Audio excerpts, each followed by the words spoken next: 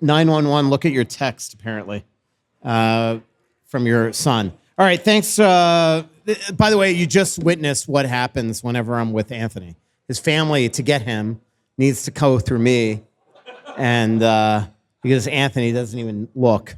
So, big time.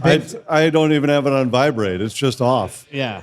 It's just. I'm in the middle of a show. They should know better than to reach out. By the way, you know what the 911 in most families means an emergency.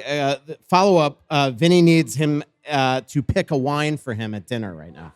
That is what the 911 is for. So this is very important. This is what they're doing in the middle of a podcast. Yep.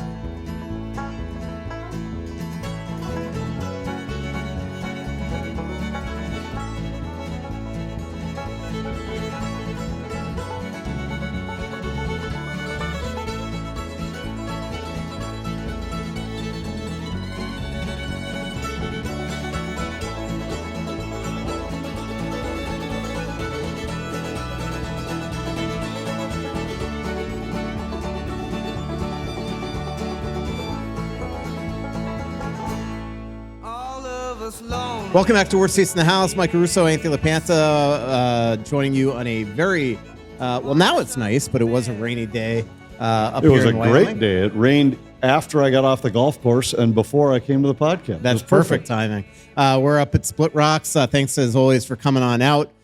We have, this is our last show of the month, and then we'll do one right after free agency, and then we'll definitely do a live show in Europe. So we will be doing at least one live show in July, but you have to come to Nice, France to see it.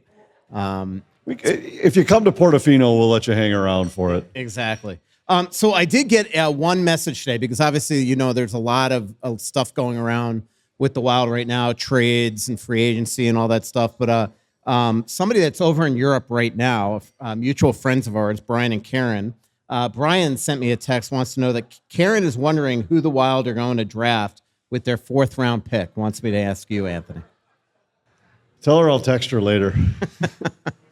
That is going to be the intrigue of the draft, who the Wild get in the 4th round.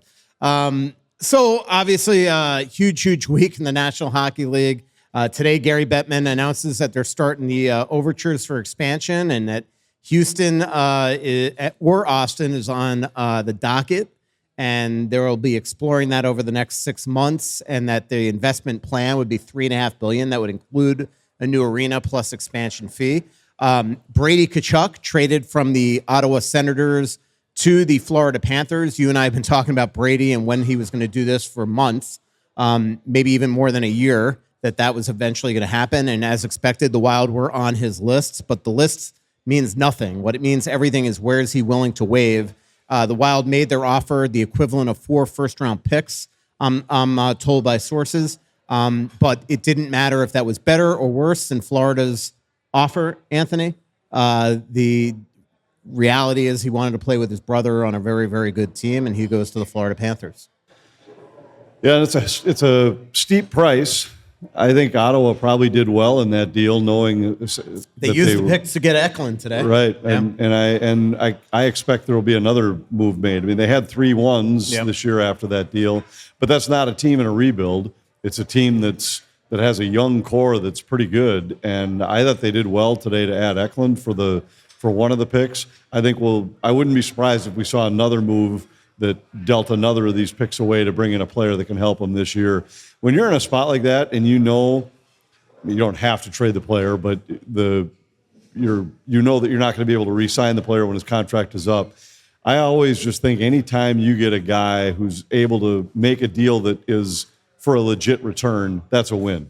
And, you know, it was what Carolina was able to do when they got rid of Mikko Rantanen. It was what Colorado did when they got rid of Mikko Rantanen. And in this case, I think it was a terrific deal. It was what Bill Guerin did well when he had to trade Kevin Fiala on a smaller scale. But those are the kind of deals that can really speed up a turnaround and recovery process for a franchise. Yeah, and Ottawa doesn't feel like they're in a rebuild mode, so they clearly plan to use that picks. And that's why even though the Wild offered a warm body, a really, really good young player in their offer to Ottawa, I believe, what they didn't have were the 2 picks this year, including number 9, and that's what Ottawa was able to use to accelerate this. So, while on paper, let's just say it was 3 firsts and a body, that might be better than what they got. The 9th pick and the 25th this year is what changes that trajectory.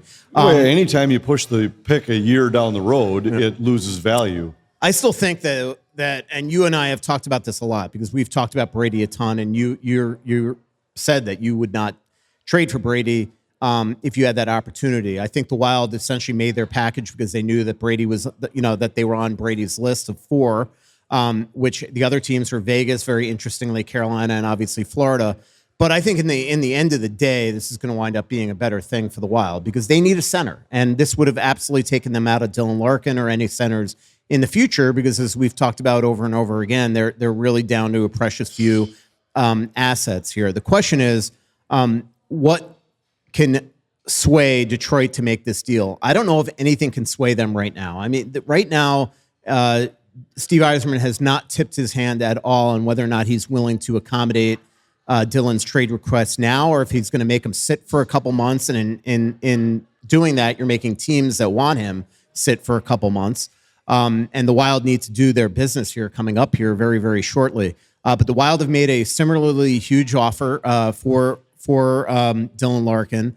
Right now, from what I understand from multiple sources around the league, the Wild are talking to Yzerman continually every single day, multiple times a day.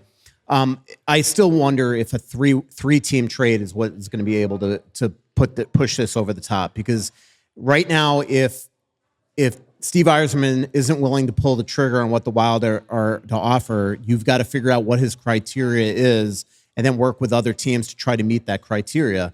It is clear that Dylan Larkin is the guy. I don't think, if they don't get Dylan Larkin, I don't think there's another center that right now is on their docket that they're going to trade for, and that includes Vincent Trocheck. I think they'd prefer to either wait to see if Dylan Larkin can be shaken from the trees later this summer, or they just go into next season and continue to search like they did with Quinn Hughes. Maybe an Austin Matthews eventually does get dealt. There's going to be other centers in the future. I don't think they're willing to give up a first and say Urov or something for Vincent Trocheck. I think if they don't get Dylan Larkin, I think they wait. Well, I agree completely. If you're not going to get the guy you want here, I don't think you can afford to give away any assets. The challenge with waiting is that it really changes what you can do come free agency July 1st. If you don't have that deal made already, and because you certainly don't want to sign anybody that's going to hamstring you in terms of how much cap room you have to make that deal. And so I think if I'm the Wild, I'd push to try to get an answer prior to July 1st, just so that I knew exactly what I had at my disposal to try to fill out the remainder of the roster. There are a couple key spots that they still have to fill with depth guys. And you don't want to do that unless you know you have some certainty over what this deal is going to be. I don't sense they have interest in Mason McTavish. Like I said, I know they love Trocheck, but I don't think they want to give up the assets for him because it would take them out of big game hunting in the future if you have to give up one of your top prospects in a first right now. I think they're realizing that what they gave up in the last couple of years in the Hughes trade, in getting rid of Husnudinov, in the Juracek trade has caught up to them in a bit, and it's made trying to act now much more difficult. I saw a report today that they have interest in Thomas Hertl. There is just no chance they do. I mean, all you had to do was watch him in the playoffs. He can't skate anymore. They're not taking on that type of contract. And then when you're a free agency, the amount of money that like a Boone Jenner is going to want, I just don't see them. Scott Lawton, like those guys aren't top 6 centers. So I don't think there's a center really out there that makes sense. So they might very well, if they don't get Larkin, go into next season with, again, Eriksson, Hartman, Urov, McCarron, Sturm as their centers. Maybe bring back a Nick Foligno and just bide time until they can go make that big move. But what they will need to do, and you and I have talked about this the last couple podcasts, is get some wingers. They're down 3 top 9 wingers, most likely going into next season, right? Mats Zuccarello looks like he's going to market. Vladimir Tarasenko is going to market, and Marcus Johansson has left. We'll talk a little bit more about Zuccarello in a little while. They feel that Bobby Brink, I think, can take Vladimir Tarasenko's spot. The question is then, who do you go sign? Do you go sign a Jaden Schwartz, which I think is somebody that they will eyeball. Or do you go after one of those wingers that I've been talking about in the last couple of weeks in the Athletic that you could sign for bonuses and kind of punt it off to next year, and those being like Anders Lee, Patrick Kane, somebody like that? Yeah, and if you go that route, at least you minimize how much you tie up before you know if you're going to be able to make the trade. Right. But that's why I'm saying, like, in an ideal world, they want to get this deal done if there's a deal to be made before they start investing money elsewhere. Because you're right, they absolutely have to fill a couple spots in their top 9, whether it be from within with a Bobby Brink or a couple of additions. There have to be a couple new faces added there. It is unbelievable the number of big trades that are happening. We talk about this every summer and nothing ever comes into fruition. And it has been just nonstop big trades here the last little while, from Brady Tkachuk to William Eklund today. Bowen Byram is somebody that's going to get moved at some point. Jordan Kyrou was just traded to the Washington Capitals in a Connor McMichael deal. I was a little surprised by the return on that, to get McMichael and a first, if I remember right. And now the Blues, don't the Blues have 4 first-round picks this year? Yeah, I mean, and so Alex Steen's going in with a lot of weapons in this year's draft. But McMichael really burst on the scene this year as a pretty good young player, and to get him and a 1 for Kyrou, who I think has, I don't want to say he's been proven to be less than what they thought, but I think they've decided you can't win with him as your marquee player. Yeah, I would agree. I mean, he's got incredible speed, as Wild fans know, especially if you attended the Frigid-Cole Winter Classic. He's got great skill. Battle level is usually the issue with him, and just playing in the trenches and things like that. And maybe he'll go to Washington and something good will happen there. What do you think of the Tkachuk deal in terms of what Florida's getting? Well, I think it's an example of, two things. One is just how much teams right now are willing to mortgage the future when they think they're in a window to win. And because I think these deals right now this is bigger and bigger each deal, it seems. He's not a rental, but it's to try to win right now and no care about what happens 4 years from now. And the second thing is we talked a couple pods ago, I have some concerns about where the league might be headed when you start to have guys that are dictating, I'd like to be traded, I'd like to own, I only want to go to about this to team. do it. Hellebuck's in the midst of it. Yeah, and I'm worried about where that could lead the league. But in terms of what they got, I mean, I think it was a good deal for Ottawa, and that's what I said earlier, that when they were in a spot where everybody in the league knew they were going to trade the guy and knew that there were limited landing spots he was willing to go, to still come away with a deal that's fair in return is a win. And I as soon as they did it, I was like, I know I'd be shocked if there weren't 2 more deals for Ottawa in the near future with those picks going back somewhere else to bring in people that could help them now. Yeah. The irony is Steve Staios did exactly what Steve Yzerman is not doing. You know, like Staios, he wanted like an Anton Lindell or somebody like that back. And Bill Zito's like, no, I'm not doing that. And I'm sure there were better offers that he could have gotten for Brady.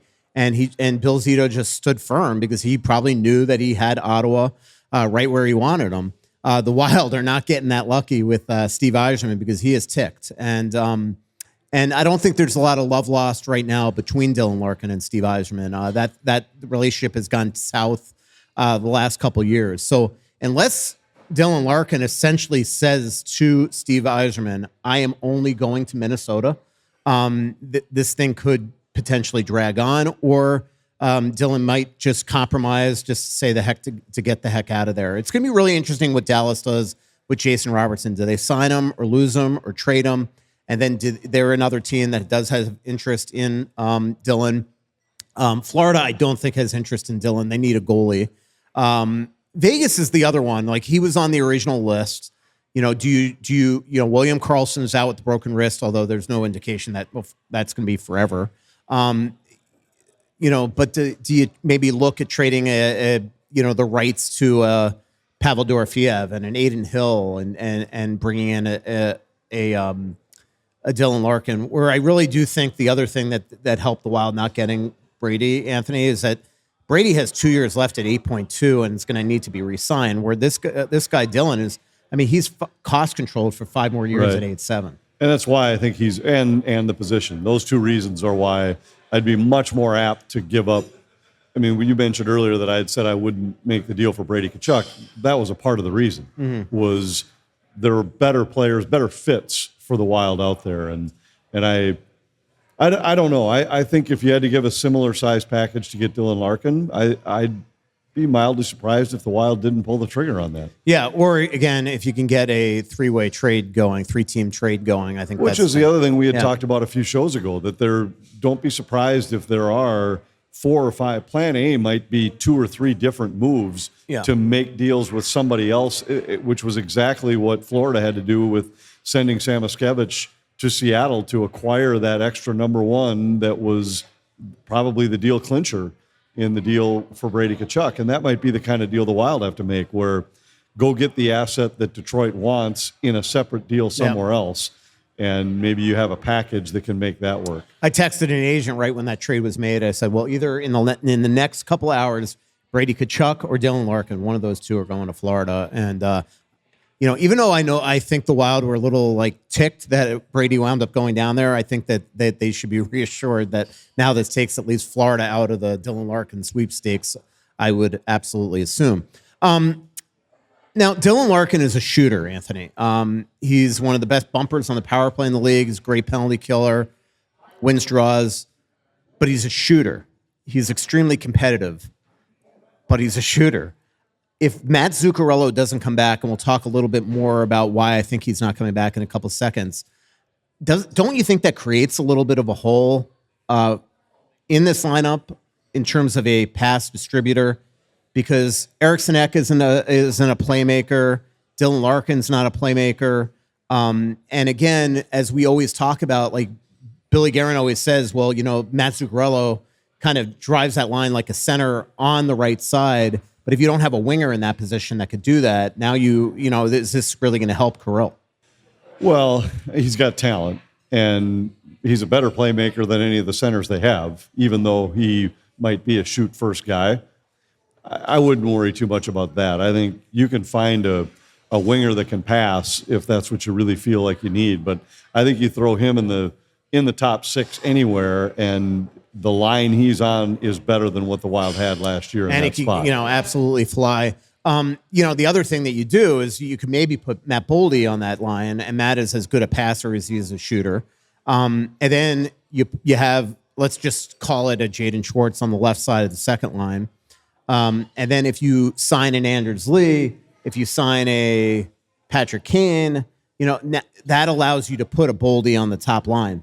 But it's going to have to be sort of discount shopping, I think, at the deadline for the Wild. I mean, it's just, you start counting the cap space, and this is what happens. You look at Florida's cap sheet, and they're real even. Everybody's at 9 or 10 or 8 million. One guy in the Wild makes 17, and it's really changed the complexion of the way that they can spend. And by the way, Quinn Hughes is soon going to be around that. Well, I mean, I think that's why it all comes back to that. They're in a tough spot until they have some certainty with the rest of the roster.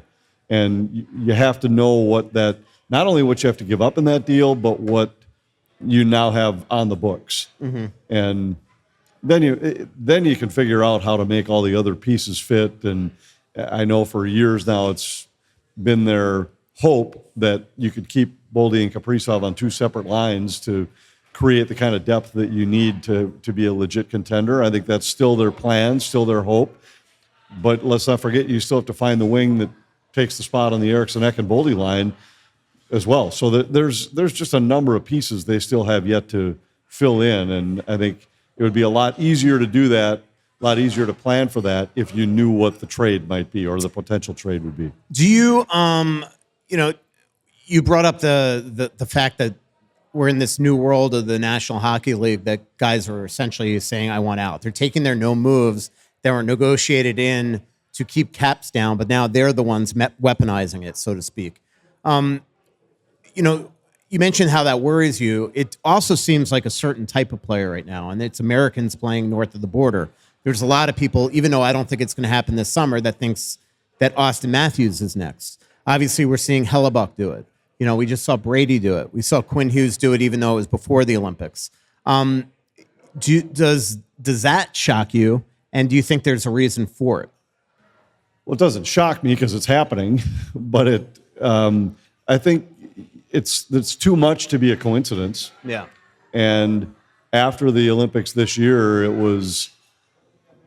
there was tension. We don't have turned this into a political show, but there's more tension between the two countries than there's been in our lifetime. Right. And so all of that, I think, adds to it. And I think it's legit. I think it's a legit factor. I don't know if it's to the level. I mean, there's some teams over the years that have stayed away from drafting Russian players because they didn't want to deal with some of the unknowns with that. And I don't know if you'll get to a point where maybe some of these Canadian teams will say, well, taking Americans. I think we'll take the Canadian instead of the American just so we don't have to worry about this somewhere down the road. Well, they better be careful with that because I think in 9-10 years or less, I think their Americans are going to outnumber. I agree. Canadians I'm just in saying National that League. it could. But you're 100% right. It could start to go that way. Where, hey, we got these two that are roughly the same. Let's take the Canadian kid instead. The only thing that works in their favors is that young guys can't get no movement clauses to force their way out, right? So you can only get it once you're buying out unrestricted years. So like a Cole Caulfield, most likely, can't just go to Ken Hughes tomorrow and say, I want out of here. Zeev Boyum can't do that in Vancouver. They could do that at free agency. Right, but they can do it. All of these guys we're talking about were all drafted by the team that they're now requesting to be traded. Yep. And so it might not happen in the first 5 years of a guy's career, but at some point, when you get a pick high in the first round, these are the guys you're hoping around whom you're going to build your team. And if right when you're at that spot, look at what Ottawa's, the spot that they were in right now. They finally had gotten over the hump of reaching the postseason, and now your captain comes and says, I want to be traded. Right. I mean, that's a tough spot. And I only want to go to a division rival. It's pretty unreal if you think about it. So, I mean, if I'm Ottawa, let's just say hypothetically, you're picking high in the first round right now. You say, well, all right, there's these two guys, but they're American. There's these two guys, but they're Canadian. I think it'd be human nature to say, well, I don't want to be in this same spot with this guy a few years down the road. Yep.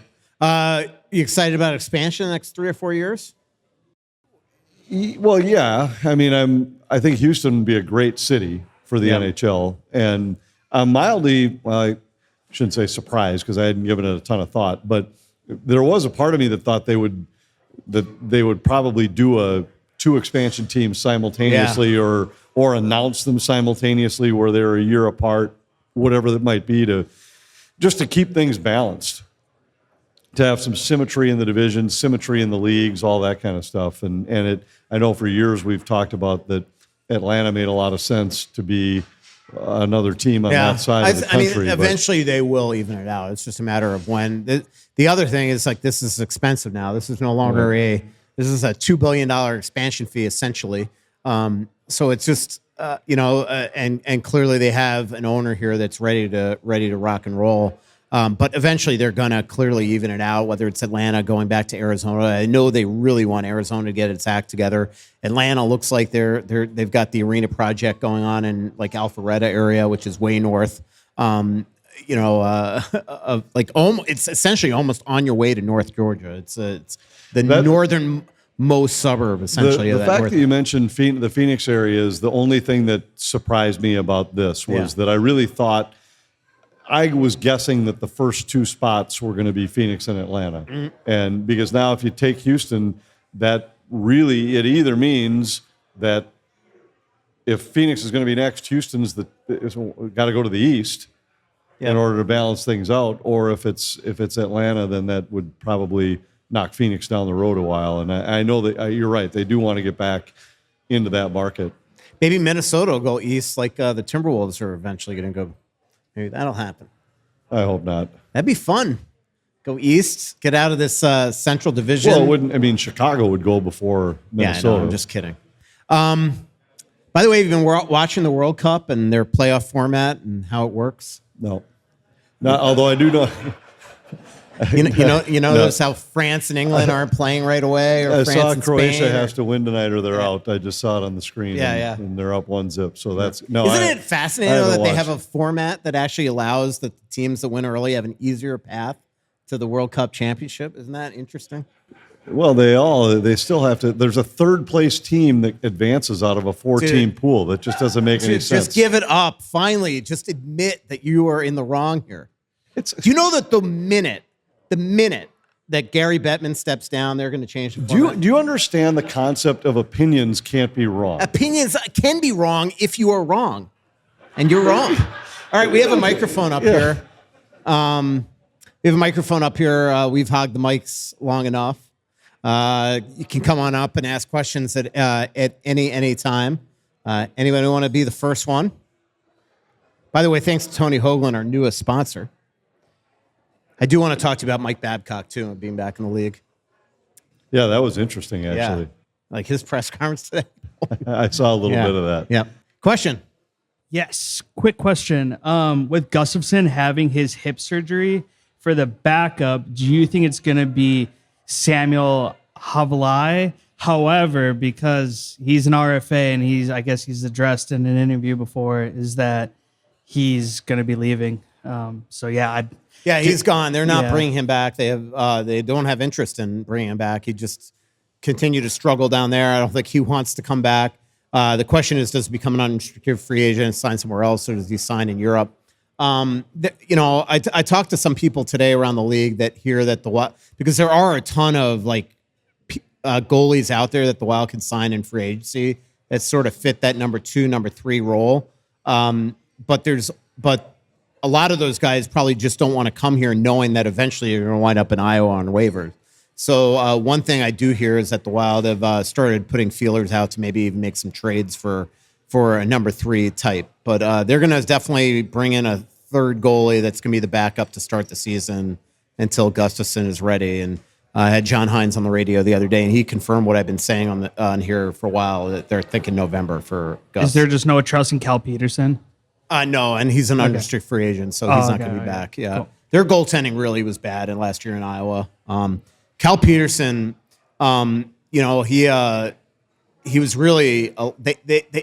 I want to say this with all due respect to him, but he was a last straw. Like, they struck out with so many goalies last summer, it was crazy, and a lot of it is because of how bad Iowa is. Like, I have been told that those goalies had just no interest in going down there, and Iowa has been just a goalie. I mean, look at Jesper Wallstedt, the difference between the two Wallstedts, right? So, awesome. Thank you. Yep. You've heard me talk about the Onyx Hunt app on here for years. Well, make sure you download the Onyx Fish app as well, because before you even pull the boat out of the garage, you can sort lakes by species, trophy potential, and keeper potential, so you're not just guessing and you're going out with a plan. You could also use the Onyx Fish app to filter walleye, bass, panfish, whatever you're chasing, and see species abundance and size data so you actually know what's in the lake before you launch. Everything you need to get there and get on fish is all in one app.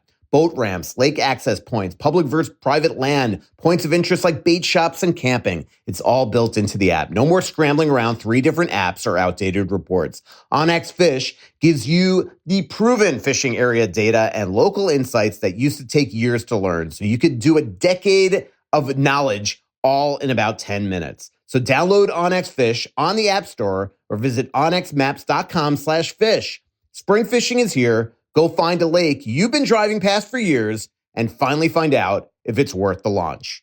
I've talked about Lucy before because my friends keep telling me it's their new go-to pouch. Well, here's the update. Now it's even easier to try because you can grab Lucy at Quick Trip. A bunch of them have tried them all, and now Lucy is their new go-to. They call them top-notch lip pillows, and honestly, they say it's the best pouch experience they've ever had. The flavors are strong and actually last. Mint, apple ice, mango, espresso, berry citrus, and apple cider. Not sure where to start? Grab the 6-pack and try them all. And the real difference is Lucy breakers. Each pouch has a little breaker ball inside. Bite it, and you get an extra burst of flavor with a smooth nicotine kick that lasts longer. Lucy is smooth, long-lasting, and doesn't dry out. Give them a try. Get 20% off your first order when you buy online at lucy.co/worstseats with promo code worstseats.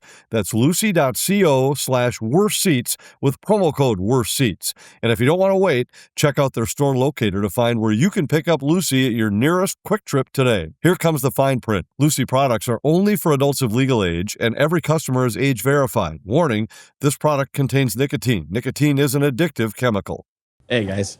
With $12 million in cap space. I think you said. How do you sign a Larkin for $8 and still have room to sign a goalie and 3 wingers and everybody else that you needed to just fill out a roster? Do you have to dump some salary? Do you? Yeah, possibly, and that's part of why I was saying that there's probably another deal that has to be made. Or in that deal, might be to get an asset, might be to get rid of some salary, and maybe both. But it's also, that's why I'm saying I would be making every effort possible, and I'm sure Billy is. I'm not saying anything like, well, Billy should be doing this. You want to get that deal done before you get to free agency, so you know exactly what you have to work with. Because if you know I've got $2 million or $3 million, that you don't want to sign sound worse than it is, a space filler winger and pay him $4 million and then have that be what prohibits you from making a Dylan Larkin trade. Yeah, and I think clearly they're looking at moving a Trenyan, a Sturm. I think they'd put a Hartman in this deal.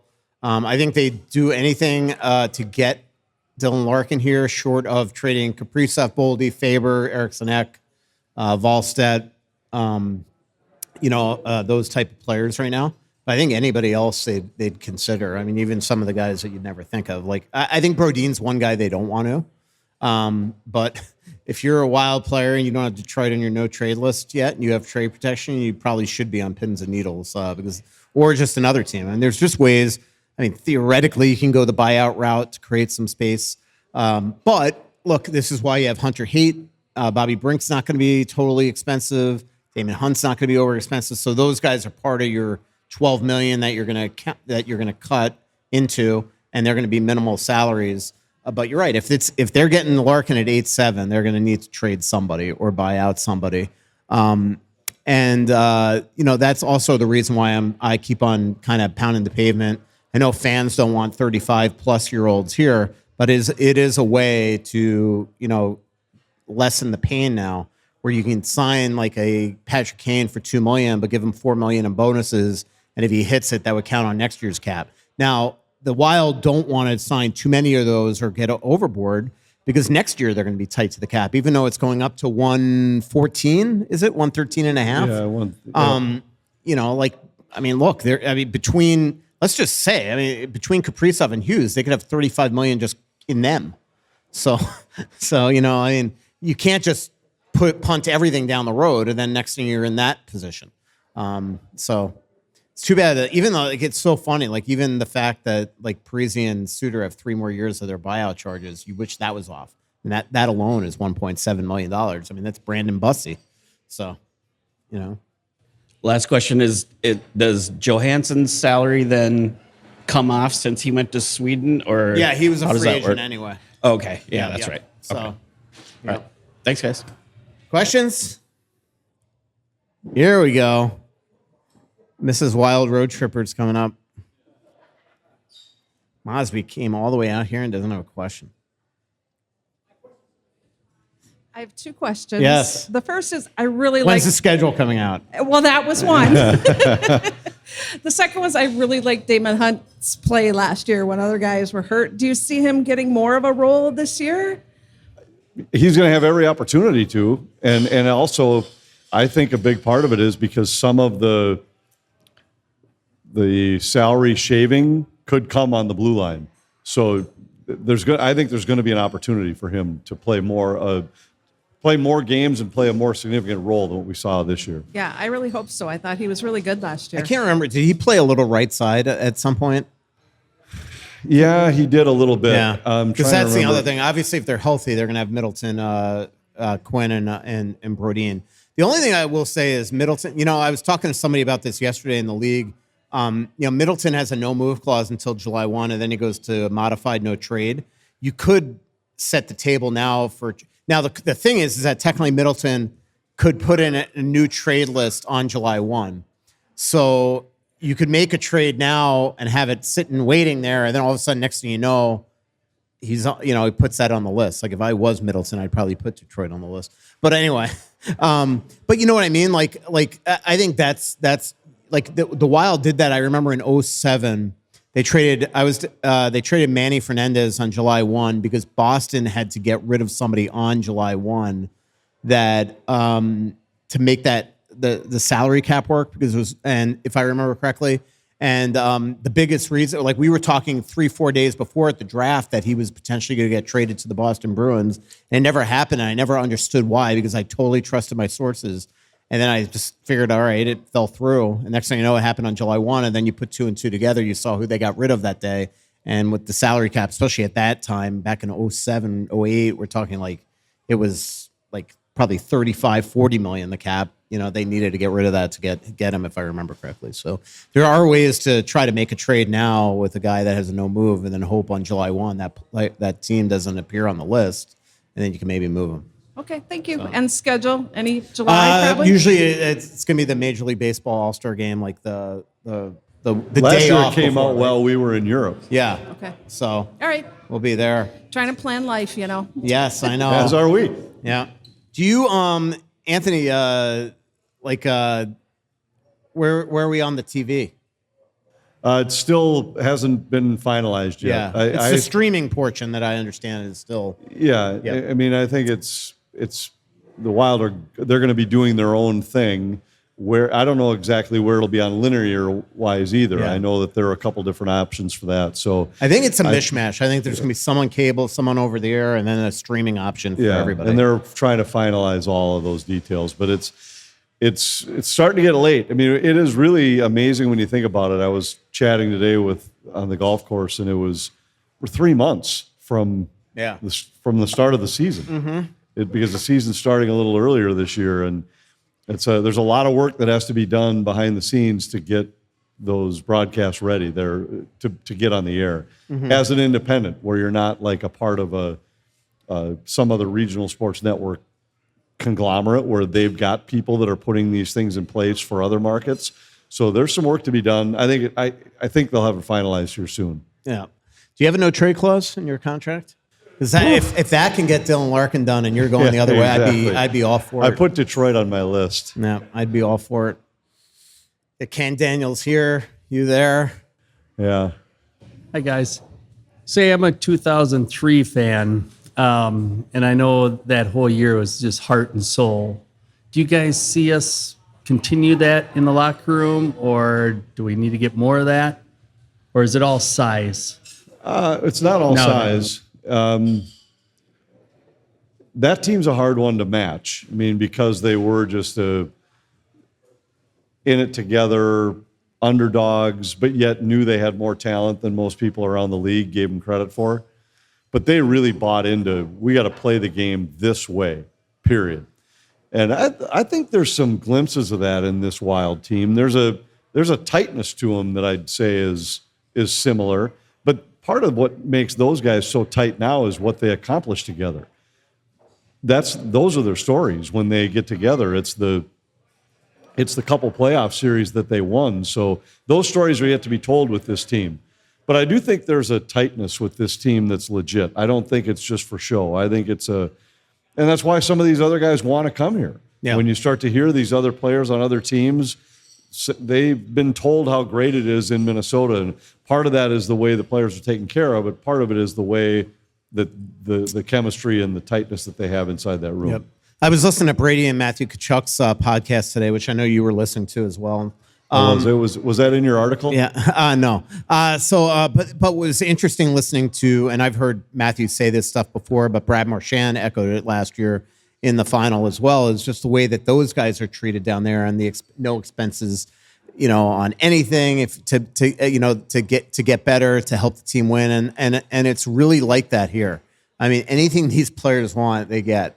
And it's the way that their players are treated. And I think that stuff at the Olympics in particular got around from players like Quinn and Boldy and Faber. And, I was told at the Olympics that there were a lot of people talking about how Minnesota has become an attraction. And a lot of it is because, getting figuring out that they're willing to go out and spend money and make big moves and do anything in their power to win, but also the way that these guys are treated off the ice. I mentioned Zuccarello, Anthony, and I mean, does it surprise you we're at this point? I mean, there's no doubt that he has gotten caught up in the Wild's need to wait right now, that they don't want to commit any money until, as the question was, until they see what happens with Dylan Larkin. But I also said 2 or 3 pods ago that I didn't feel lately that they have as much a desire to bring him back, because they feel like at some point they are going to have to cut the cord. He's turning 39. And even though he's a productive player still, that there's just at a time they're going to need to pull the Band-Aid, that Kirill's going to need to start to learn how to play with other wingers. That at a lot of times, like we look in game 4 of that game where there were a lot of guys playing East-West, in particular those two, that he sort of drags you into that because of the way he plays. And, I just get the impression that if the Wild wanted to get it done now, they could, because they're going to have to, I keep on talking about like Patrick Kane, Anders Lee, Jaden Schwartz, to your point, these guys are going to cost money. So you could just make Zuccarello one of those guys. But right now, it just doesn't seem like they're awfully motivated to get it done. Yeah, this has surprised me a little bit. I thought it might be something that was done really quickly right after the season. And we don't know what's going on behind the scenes. Maybe Mats Zuccarello has said, I'm not interested in taking less money, and therefore... Or one of those bonus deals. Right, and therefore they have to wait because you don't want to tie that cash up and not be able to make the deal you want to make. That could be it. And because, look, all those guys you're talking about, they're all similar points in their career to what Zuccarello is. Mm-hmm. It isn't like you're getting a younger guy, a guy who's still on the upward trajectory of his career or anything. And there'd be a part of me that would be, I know exactly what I have in this player, personality-wise, chemistry-wise, how he fits in with the rest of the team, not to mention his play on the ice, where any of those other guys, there's going to be some unknown with that. With just how they fit. Yeah, and doesn't mean it can't be better. Let's just say you flip him different. with Anders Lee. Talk about 2 different players. Absolutely, different players and different people. Yeah, Anders. What would that intrigue you? I mean, at this point in his career, he's still a 20-goal scorer. What's interesting though is he probably wouldn't be on the number 1 unit, right? He'd be on the number 2 if they're healthy. Because let's just say they trade for Larkin. You have Larkin, Eriksson, Boldy, Hughes, and Kaprizov on your number 1 unit. Even if they don't get Larkin, Eriksson is your net front guy. So I would think you would need more of a flank type player as your other number 1 guy to make it all work. I think, Lee would go on the 2nd unit. So where do you see it? Well, I think he can still help at the right price, the right deal, and I think a lot of him as a guy and as a person. So, yeah, I'd have interest in him. I'd be intrigued, but it'd have to be at the right deal. Yeah. How about Patrick Kane at this stage in his career? Less. Right. But what if it's with Larkin, though? Well, yeah, I mean, because, look, he can still score. Yeah. He can still play, but his game has never it's never been my favorite type of player. Mm-hmm. Where I remember so many of those games against Chicago, and even when he was in his prime, and he'd just disappear in games for long stretches, and then all of a sudden the puck's on his stick and he scores twice. And he's dangerous. And always that against way. Minnesota. It was. He was great against Minnesota, but there was just I'll go back to the penalty he took this year in the late game between the Wild and the Wings. That those are the kind of plays to me that just would. I don't know. There's just something that isn't quite the right fit to me. But he'd probably bring as much or more than Tarasenko brought this year in a similar spot. Yeah, and he'd be a power play guy that could replace Zuccarello on that number 1 unit if they don't get Larkin. If they do get Larkin, I don't think that it changes Eriksson's role in the power play because he'd still be the net front guy. Larkin's one of the best bumpers in the league. You have Quinn Hughes, Kaprizov, and Boldy. So if Kane came, he'd have to be on the 2nd unit. But that Detroit power play, that was one of their biggest bright spots the last number of years. So we'll see what happens. Any other questions before we steer toward Mike Babcock and the Julius Randle trade? What do you think of that trade? I might have missed that one. He was a hockey fan, man. All right, question. Question from a friend. When's the rule committee meeting? And his idea is the 3-on-3 rule. Once you enter the offensive zone, you can't purposely skate out of it. instead of keeping it a game of keep away at the end, get it back to playing hockey? I've been a Comments. proponent of some kind of a rule like that for a long time, but the problem is that, and I've talked to people with the league about it too, is nobody has come up with the perfect fit for what happens if you break the rule. So almost like an over and back call in basketball. But then what happens? Is it a face-off? Do you just give the other team the puck, like a pickup game where you just throw it to them and keep playing? Because if it's just a face-off, there's going to be guys who do it on purpose and say, all right, I'm about to give away a breakaway. I'll just carry it outside the zone and we'll have a face-off. They don't want more whistles. So nobody's been able to come up with the perfect way to execute it. They're all intrigued by the general idea of saying, let's take that away, because none of them like the impact it has on the game. Question. I understand they started a relationship with the Iceman, and we also got the Iowa Wild. Can you elaborate for me how the Iceman and the Wild continue to feed the parent company, and who do you think can move up from the Iowa Wild this year? There's no chance that Anthony knows where the Icemen play. I don't. Damn it! I almost bet you $100 to see if you'd tell me. Well, hold on. I'll think about it. But yeah, I mean, these guys are all. I don't know. We don't know yet who is going to fill out an Iowa roster, but they need better depth there. This different kind of depth. Yeah. I thought it was better last year than it was the year before, but they know that that's a point of emphasis in terms of guys that were there last year. Yeah, I don't know who could come up and make a significant impact. Yeah, I think Hunter Haight has a shot to make. Haight's got a shot, and maybe.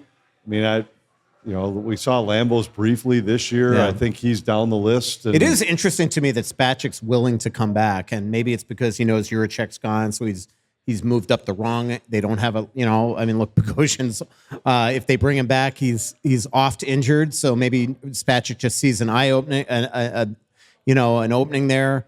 He's eventually going to be of age where he becomes a Group 6 free agent, so maybe his agent has convinced him to come back.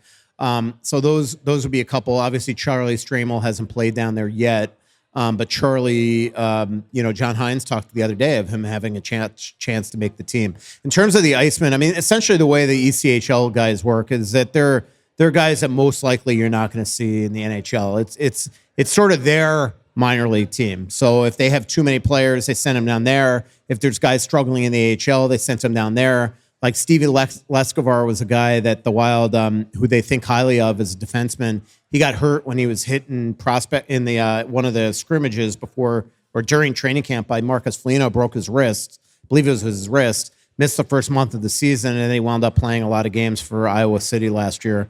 So most likely, and by the way, it's in Jacksonville. That's where their new ECHL affiliate is. I knew they got a new one. I just didn't know where it was. Didn't Rockford have a team called the Ice Dogs? Yeah, Ice Dogs. They still do. Okay. Yeah, yep. So I was close.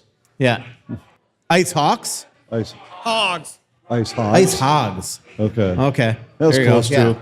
But there have been occasions where guys have come out of the ECHL and eventually caught people by surprise and wound up playing in the NHL years later. It happens every once in a while. Yeah. I'm a couple months into visiting Stretch Lab on a regular basis, and this has been a game changer for me. It's not just for recovery, but also for injury prevention. I've noticed an increase in flexibility, just in general comfort when I wake up in the morning. Golf swings better, workouts are better. It's a great way to tune up your swing and also to add some distance with some rotation. It's the industry leader in one-on-one assisted stretching. There's 600 locations nationwide with 10 right here in the Twin Cities. Check out Stretch Lab. Hey, it's Russo for Aquarius Home Services. Yes, we all love summer. That is until your air conditioner decides it wants to take the summer off. If your AC is running nonstop, blowing warm air, or making sounds that definitely weren't in the owner's manual, now's the time to do something about it. Whether it's a $79 AC tune-up, a repair to get you up and running, or it's finally time to trade in and trade up to a new cooling system, Aquarius has you covered. And right now, when you upgrade, you'll get an additional $500 off on top of their summer sale pricing. We're talking savings of up to $3,500 total on a new heating and cooling system, because nobody wants to spend the summer wondering if tonight's the night the AC finally gives in. Stay cool, comfortable, and ready for whatever summer throws your way with a reliable, energy-efficient cooling system from Aquarius. Schedule your appointment today at AquariusHomeservices.com. Aquarius, earning the right to be recommended. And don't forget to tell them Russo sent you. Switching is easy. We do it all the time. We could switch on the lights. We switch TV channels. Some of us even switch our favorite sports teams. Well, that's a stretch. But what's not a stretch is how you could switch and save with Tony Hoagland State Farm. In fact, State Farm agent Tony Hoagland and his team can switch you over so you can start saving today. If you thought your last homeowner's insurance renewal was really high, or it's been a while since you reviewed your coverages, Tony and his team are ready to welcome you to the State Farm neighborhood. With Tony and his team, it's easy to switch and save. You could reach out to Tony's office at 763-421-4900 to start saving today. Again, that's 763-421-4900. Question. Okay, I got three. So let's start with the serious one here. It's more like the Iowa Wild. Is it just based on me or just personal? Because I think about when the Houston Aeros and you look at the Iowa Wild, you look about the pipeline and you see there's almost like a regress here. Like the Houston Aeros here, you had the pipeline that produced, the group that went on to 2016. Like you had Charlie Coyle, you had Jason Zucker, Grant Len, you even had Justin Harding Fontaine, too. Yeah, or Josh Harding. Harding too here. So, like, past few years here, you have to actually a little bit concerned about the Iowa Wild because I remember a few years ago, Merrick, when he said on his podcast, that, when the Wild did that draft, they committed a heist with all the draft picks. But now you look at down the pipeline after a few years that I don't think any other teams are interested in the prospect pools of what the Wild have. Yeah, I mean they've given up. I mean they've gone from like being the second best prospect pool in the NHL to now being near the bottom, but it's because they traded away a ton of guys. The Houston Aeros back in the day, I mean they obviously had. I mean just look at that 2003 team that won the Calder Cup. I mean you're talking about guys like Harding, Koivu, Bouchard. Then what also happened is you had the lockout in 4-5, so they were able to like put a ton of Veyu was on that team, a ton of guys down there to play during that 04-05 lockout. And so, and the Wild also had a bunch of expansion players playing up here. So they were able to really fill those teams with really good prospects. There's no doubt lately, I mean, it has been, really barren down there. They've missed the playoffs 4 of the last 5 years. They've been one of the worst teams in the AHL 3 of those years. But it's not like all their prospects have been there. Now, there have been certainly guys that haven't developed. All those defensemen that Anthony used to make fun of me that I'm like, you're being blocking. They've flamed out. Ryan O'Rourke, David Spacek, Carson Lambos, they haven't become the players that they were. But the Wild also draft a ton of Europeans, a ton of college players. And one big reason is they have a bunch of guys here on long-term contracts. So they're almost trying to push the starts of their pro careers down the pike. So that's also why they just never do it. The other thing part is, of it, they've had a long stretch of picking low in the first round if they even had a first round pick. So it's hard to restock a minor league team with that. And their NHL team has been more veteran laden. So there's fewer spots for these players when they come up. I do think they have to take better look at it and work harder on trying to make that better. I think it's one thing to develop, but you also want to develop winning habits. And they've tried to fill that. There's something in the water there. It's not working. Every time they fill the team up with good AHL veterans, it still never does anything. We just watched Dakota Mermis and Vinny Lettieri, win a Calder Cup with the Toronto Marlies. Lettieri won, led the league in points and goals in the playoffs. And yet when those guys were down there, they stunk. So there's something going on down there that they're just not, they're not winning. And it's not good. I know I talked to Matt Hendricks the other day. He's pained by it. And they're going to go again this summer and try to sign 5 or 6 guys to two-way contracts to try to bring really good players down there. The problem is that, when you have this reputation, a lot of the really good guys, unless you're going to pay them, like Vinny Lettieri, Travis Boyd, these guys made $775 on one-way deals down there. That's not the way normally things are done, but Toronto doesn't care. They're willing to sign guys to one-way contracts and put them down there. So the Wild are, you're either going to have to overpay a ton of guys and put them down there, or you're going to change the reputation where guys want to sign with the Wild knowing they're going to be in Iowa and actually win. So second one, Jeremy Rutherford write down the perfect season, perfect off season for the Athletic, for the Blues. If you or Joe thought about this list here, to-do list, what would be a perfect off season?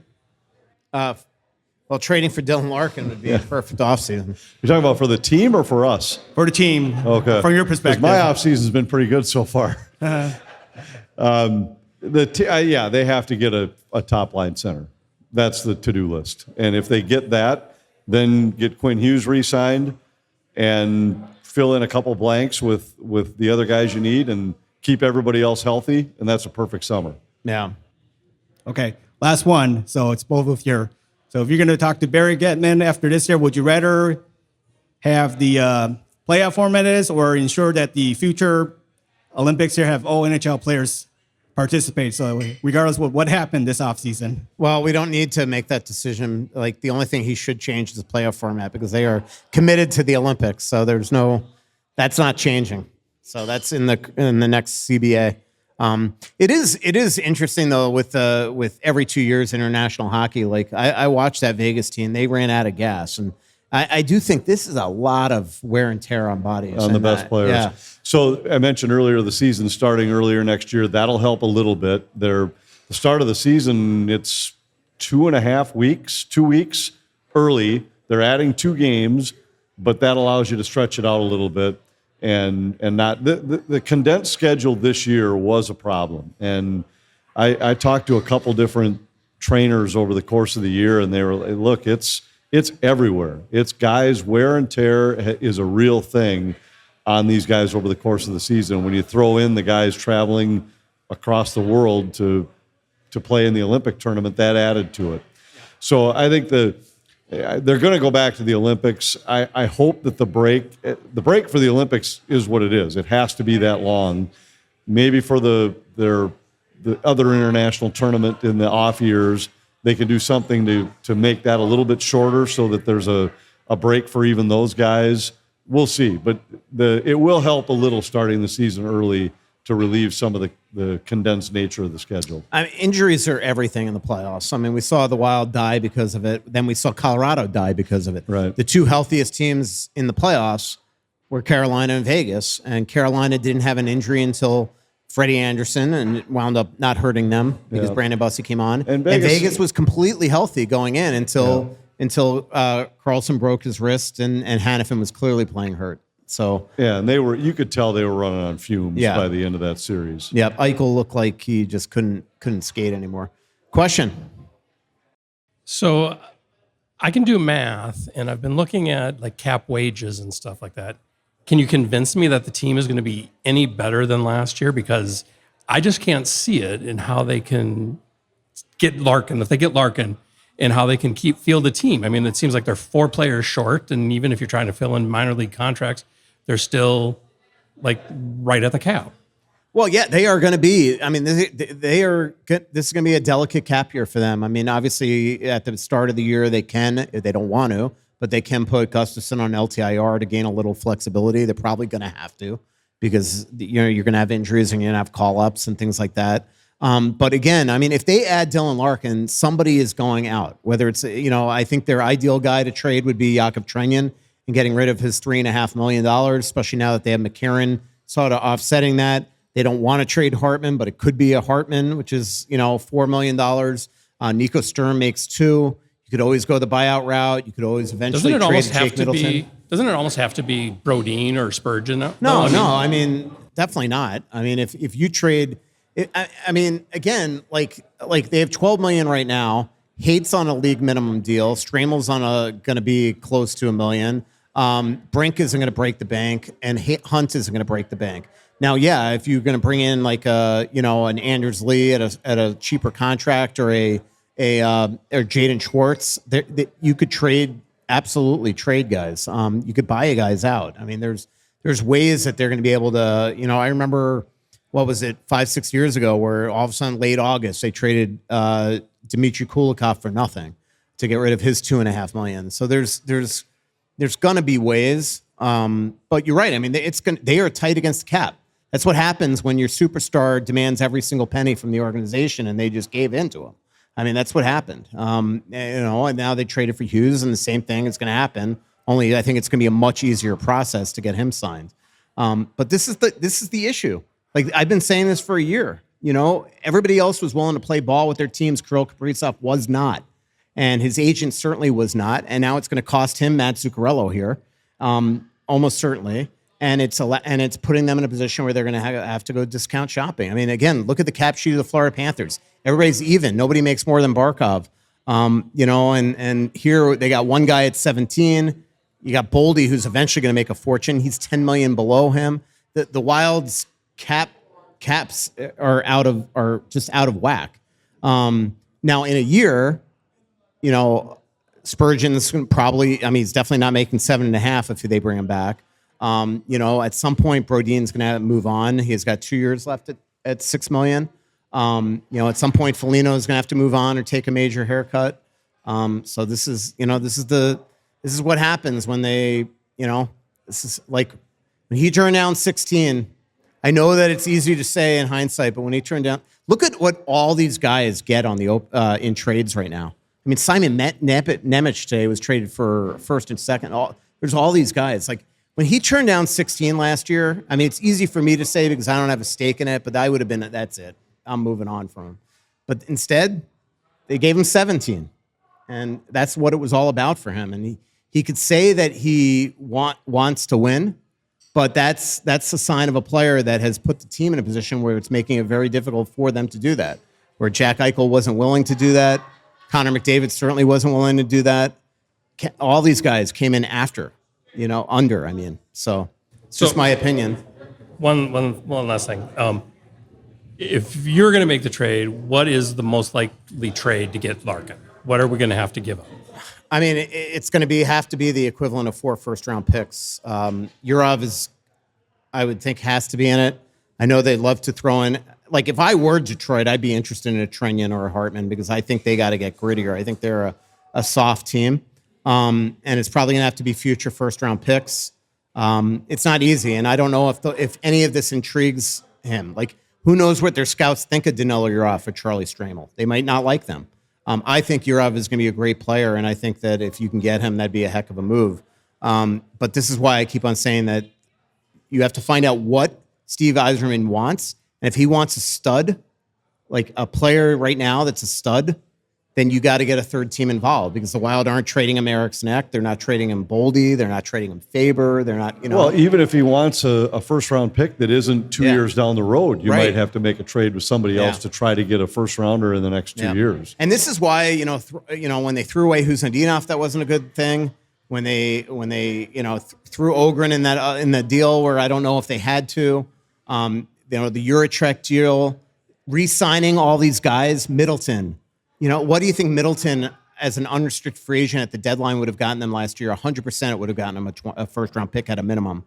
Trading a Hartman a year ago, it would have gotten, this is what other teams do. But the Wild have for years fallen in love with their core and keep on re-signing them instead of viewing them as assets. And we're watching around the league today, first-round picks just going left and right and left and right and left and right. This could have been the Wild. I love Jake Middleton, but there was no need to rush to sign him to an extension last year. And right now, if they traded him at the deadline for a first-round pick, Larkin might already be here. If they got a 2026 but they weren't going to trade him for a first-round pick at the deadline when they were trying to make a run in the playoffs. Well, but you know what? My point is that you're 100% right there.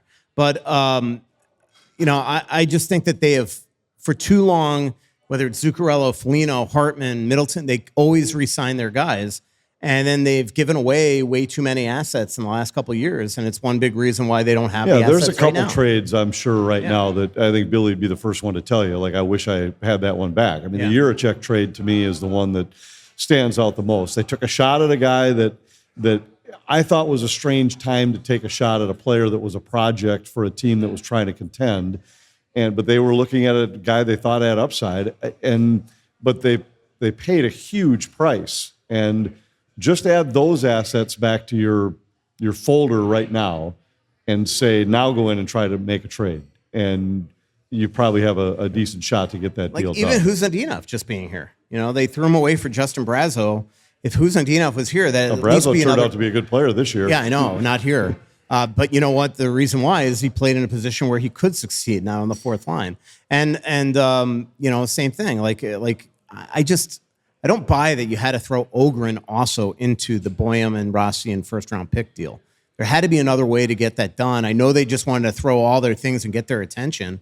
But if you could have gotten that done with Ogren, and now you have Ogren and Huzandinov here, these are extra prospects that could have gotten you guys. And so. I don't know. I mean, it's a quandary because they're in this win now window, and I think they're realizing that it's not as easy as they had hoped because they've taken a team that had the second best prospect pool a couple years ago and just diminished it big time. Wow, look at this. Yeah. With the NHL and all the brothers going on teams to Chuck today, what would you think? And Quinn seems pretty happy here. What would you think about bringing Jack in? And then a third, Luke, because get all three here. And then my second question is for the World Cup, do you think they should instigate a embellishment penalty? I'd like to see. Haven't they actually, don't you get yellow cards now, I think, for embellishing? So. In the World Cup? Yeah. Oh, I have no idea. I thought they were talking about the World Cup of hockey. Yeah. Man, you really are not paying attention to this. No, world I just right saw now. a guy had a penalty kick, a free kick. I don't know what it's called, but they had the lineup of guys in front of him, and somebody was laying down behind him. I couldn't figure out what that was all about. But we won't talk about that. Yeah. I would love to see more the embellishment called in the NHL, where it's just embellishment, not it's a trip and embellishment. It could just be embellishment. Yeah. And they very rarely call that. And as far as the Hughes goes, we'll take him. I'm sure Billy would take him in a heartbeat, but I don't know how likely. I don't know if Sonny Meta's first move as the new GM there is to move Jack, unless Jack pulled get me out of here like Dylan Larkin. It would make things. It would sort of shake the tree a little bit and give the Wild two options. And you're right. I mean, Jack would fit in well here. Similar salary. The only thing that I like better about Larkin, especially, is that he's got 5 years as opposed to Jack, who's got. I think he has 4, doesn't he? Yeah, I think he has 3 4 more left. I think more? Yeah, I think he has 4 left because we keep on saying that maybe Quinn signs a 3-year extension to align himself with Jack. Different players. Jack would be awesome here. There's no doubt. From a skill standpoint, he's probably a truer number one. Like I was talking to Ray Ferraro for the story that we're running tomorrow in the probably noontime, where Ferraro basically says, in his opinion, and there are others in this article that disagree with him, that Dylan's a 2, that he's very similar to Eriksson Ek, but that in this league you can win with a 2, a 3, and a 3. Like Hartman being a 3, McCarron being a 3, and then 2 2s. But like Carolina just won the cup, and I think most people would say that Aho is not exactly a true number one. So there's ways to do it. But Jack, I think, is truer number one. I think I agree with that. Yeah. And I'd have to go back and look. I remember when the Wild played New Jersey, I had looked it up with what when Jack Hughes has been in their lineup in the last 3 years, they're like a 100-point pace team. Mm-hmm. And when he's not, they're like a 68-point pace team. And part of the problem is he hasn't been able to stay healthy. It hasn't always been hockey or on ice injuries either, but he's had some bad luck too. But when he's on the ice, New Jersey's been a legit team. Absolutely. Any other questions before we wrap up the show? Did want to ask you about Mike Babcock. I watched his press conference today, Anthony, and I'm a little shocked from a PR perspective. They didn't come in and just take a swan dive on the knife and show any remorse. Yeah. Did the opposite. His answer to why he resigned in Columbus was strange. Yeah. I thought the NHL. I didn't bench any guys yet. I didn't have, it was a problem with the staff, right? From the start. What are you talking about? And my wife called me and said, let's just walk away. And it was weird. It was the NHL's statement about why he was allowed to coach was even just as strange, to say that even though we looked at him in a less than favorable light, where there was still no reason that, that was, you could tell what they were trying to say, we were just hoping nobody would want to hire the guy, but we don't think we legally have the right to tell him he can't coach. Right. That's exactly. 2 lawyers, and Bill Daly and Gary Bettman just felt like they legally were leaving themselves exposed. Yeah, I think they were just hoping that no team would sanity prevail. I mean, this is clearly the owner. But it's just strange. And I just was shocked at Mike Babcock today. And it's just, it's his overall demeanor of going there. And I think feeling like because Connor McDavid and Leon Draisaitl and Zach Hyman clearly endorsed his hiring and pushed for it, that he feels like he is Teflon and he doesn't have to apologize for anything. And he can go there and be the same guy he's always been. And he is just, look, what I will say, what bothers me the most is that there is seemingly more people dismayed by Mike Babcock coming back into the league than Joel Quenneville ever was. And that's a tragedy in its own right. But Babcock has done a lot of stuff behind the scenes that might have gotten away with yesteryear. Manipulation of players, the whole stuff with Mitch Marner and putting him in a position where he like ranked the hardest working Leafs, then basically handed the list to the team. I mean, there's just stuff there that is just beyond belief that he's done. And he gets away with it too because he treats the media really, really well. But I was a little shocked at just his lack of, from a public relations standpoint, just going up there today. Like, at least Joel Quenneville came out there and tried to repaint his character and say all the things that he's tried to do behind the scenes to kind of get back to being a person that should be employed in the National Hockey League. And Mike Babcock didn't even try today. It's very strange. Final question of the show. To help free up cap space for the Wild, do you guys see Jared Spurgeon getting traded with a 10-team no-trade list at $7.5 million? I've thought about it, and then you go and spend that money because you definitely need to get a right shot D. And the question is, I will say I haven't really looked at who's available to go get. I think they'd love to give him his 1,000th game in this uniform, but yeah, I mean, it's definitely something that crossed my mind. I mean, there's always that chance.